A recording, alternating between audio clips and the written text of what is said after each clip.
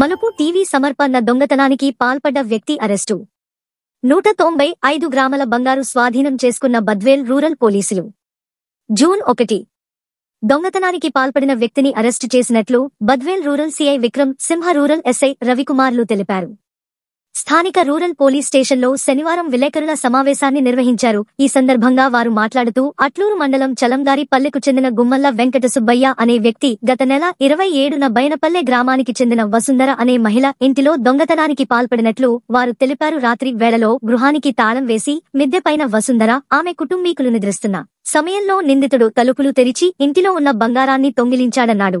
నిందితుడి వద్ద నుంచి 195 గ్రాముల బంగారాన్ని స్వాధీనం చేసుకున్నామన్నారు. దొంగతనానికి పాల్పడిన వెంకట సుబ్బయ్యకు కుమార్ అనే మరో వ్యక్తి సహకరించడం జరిగిందన్నారు. ప్రస్తుతం కుమార్ పరారీలో ఉన్నారన్నాడు. కుమార్ను పట్టుకునేందుకు ప్రత్యేక చర్యలు చేపట్టమన్నారు. ప్రస్తుతం ఈయన ఇతర రాష్ట్రాల్లో ఉన్నట్లు సమాచారం అందింది అన్నారు. కాగా ముద్దాయి వెంకట సుబ్బయ్య పైన ఎర్రగుంట్ల, బద్వేలు, అట్లూరు, మైదుకూరు, ప్రొద్దుటూరు, కడపట్టు టౌన్, కోవెలకుంట్ల పోలీసు స్టేషన్లలో పలు రకాలైన కేసులు నమోదై అయ్యాయన్నారు. ఇందులో భాగంగా ఎర్రచందనం కేసులో జైలు కూడా చేశాడని తెలిపారు. ఇటువంటి వారితో ప్రజలు అప్రమత్తంగా ఉండాలన్నారు. ప్రధానంగా రాత్రి వేళలో నగదులను తగిన జాగ్రత్తలతో భద్రపరిచి నిద్రించాలన్నారు. అనుమానాస్పద వ్యక్తులు సంచరిస్తే వెంటనే తమకు తెలపాలని ప్రజలను కోరారు. ఈ కార్యక్రమంలో ఈఎస్ఐ రాంభూపాల్ రెడ్డి, కేపీ శేఖర్ రెడ్డి, పి సిలు, అమర్నాథ్ రెడ్డి, మహమ్మద్ రఫీ, బ్రహ్మం సిబ్బంది తదితరులు పాల్గొన్నారు. ఈ వివరాలు మీ ఈ మలుపు టీవీలో వీక్షించారు.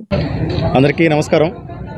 ఈ నెల 26వ తారీఖు రాత్రి బైనపల్లి విలేజ్లో వసుంధర అని చెప్పేసి వాళ్ళ ఇంట్లో దొంగతనం జరిగిందని చెప్పేసి మనకు 27వ తారీఖు ఉదయం కంప్లైంట్ రావడం జరిగింది.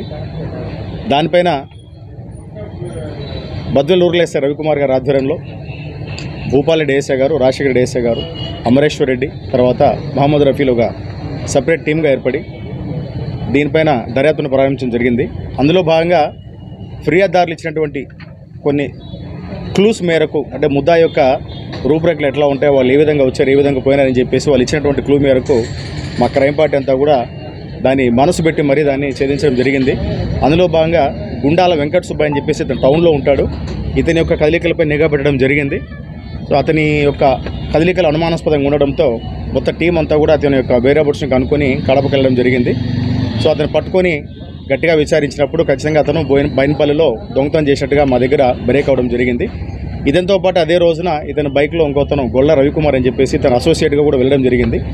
ముందు రోజు ఇద్దరు రెక్కే చేసుకున్నారు. బయట నుంచి ఎవరు రాకుండా చూసుకోవడానికి గాను రవికుమార్ కాపలా కాస్తుండగా మనకు ఎవరైతే మనకు వెంకట సుబ్బయ్య ప్రథమ ముద్దాయి ఉన్నాడో ఇతను బేసిక్గా ఏదైనా హౌస్ బ్రేక్ కానీ ఇల్లు తాళాలు ఉన్నట్టు పాల్గొట్టేసి దొంగతనం చేసే అలవాటు అయితే, బట్ ఈసారి కొత్తగా ట్రెండ్ మార్చడం జరిగింది.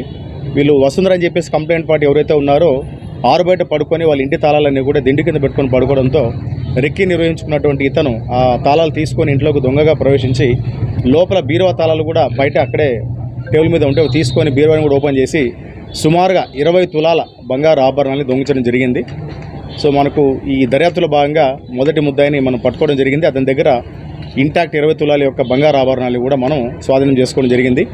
గొల్ల రవికుమార్ ఎవరైతే అప్స్కాన్లో ఉన్నాడో అతని యొక్క లొకేషన్ కూడా వేరే ఏరియాలో, వేరే స్టేట్లో వస్తూ ఉంది. అతన్ని పట్టుకోవడానికి కూడా వేరే టీంను పంపించడం జరుగుతుంది.